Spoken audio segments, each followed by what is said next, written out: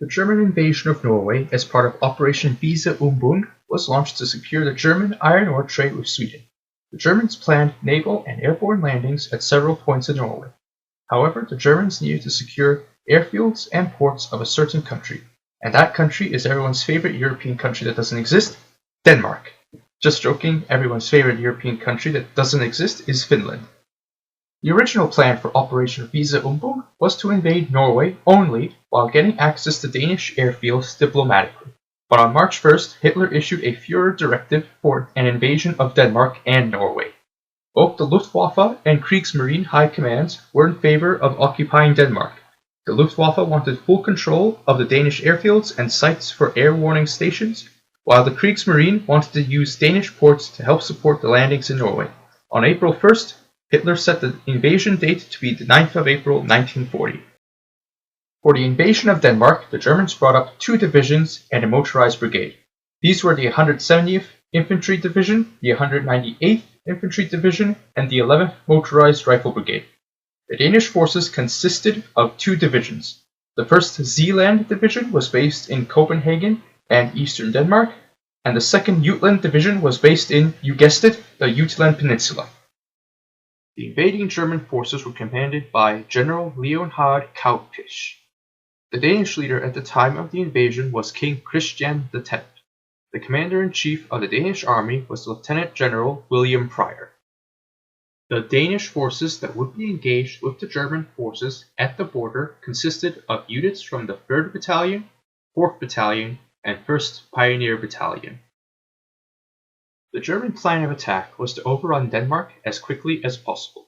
The 170th Division and 11th Motorized Brigade were to advance across the Jutland Peninsula. Units from the 198th Division were to land troops at Gezer, Korsør, Nieborg, and also Copenhagen to try to secure a quick surrender of Denmark. The world's first airborne attacks were to drop German Fallschirmjägers to secure the Storstrup Bridge, the fortress on Masnie Ude, and the airfield at Aalborg. The attack was to start in the early hours of April 9th. Danish soldiers were not allowed to prepare defensive positions so as not to provoke the Germans, even as the invasion seemed imminent. At 13:30 on April 8th, Danish troops went on full alert. At 3:55, the first German troops landed in Denmark in the town of Gezer. These troops came ashore on a regular passenger ferry from the German Baltic coast. At 4:15, the German army crossed the Danish-German border and invaded Jutland.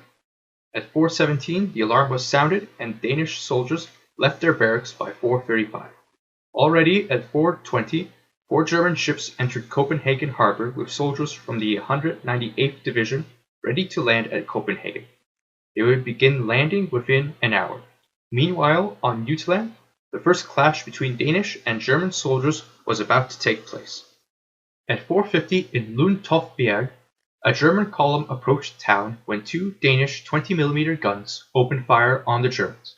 The Danes managed to knock out 2 armored cars but were forced to withdraw soon after. A new position was set up 1.5 kilometers further north, but the Danes were forced back and the Germans took some prisoners. 1 Danish soldier was killed and another wounded at Lundtofbjerg. At 5, the world's first airborne assault ever made began. German Fallschirmjägers landed near the Storstrup Bridge and the fortress on Masnie Ude Island. Both were taken without much difficulty. Soon after, at 5:18, the Germans started landing troops in Copenhagen. After landing, the Germans captured the Copenhagen citadel, which was the headquarters of the Danish army.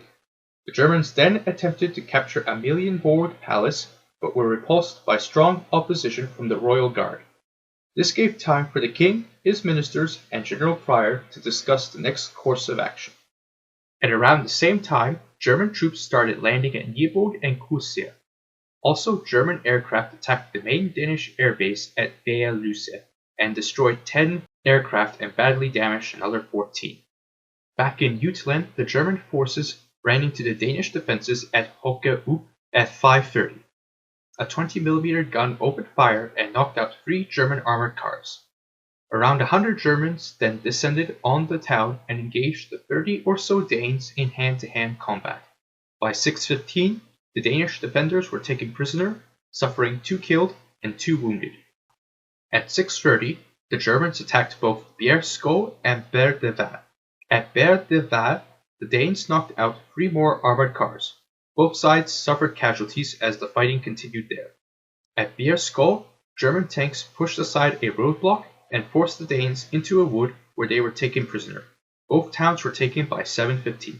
In these 2 engagements, 3 Danish soldiers were killed and 9 were wounded. At 7, the Germans made another airborne landing at Aalborg. Their purpose was to take Aalborg airfield, which was to be the main supporting airbase for the invasion of Norway. Back in the south, the fighting continued. At Halleslu, around 400 Danish soldiers were gathered in the town with several machine guns and anti-tank guns. At 7:50, German tanks entered the outskirts of the town and were soon engaged by an anti-tank gun. The gun scored some hits, but was soon run over by a German tank, and the entire gun crew was either dead or wounded. More heavy fighting ensued in the town with casualties on both sides. Meanwhile, in western Jutland, the only action that took place there was in Suster at around 8. A German armored car was knocked out, but the Danes were ordered to surrender soon afterward.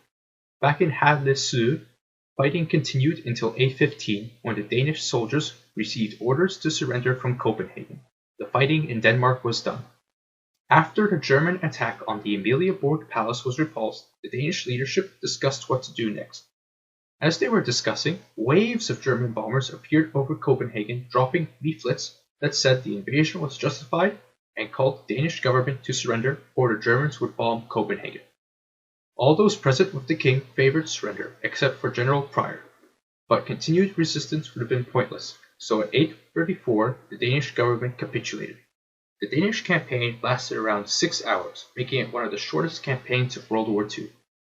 Because of the quick surrender, the Danes were allowed some independence in domestic affairs. The casualties of the invasion are as follows. The Danish suffered 26 killed and 23 wounded, and the Germans suffered 20 dead and wounded. The Germans would remain in Denmark until the end of the war. If you got this far in the video, thank you for watching, and let me know if you liked what you saw. Until next time, farewell.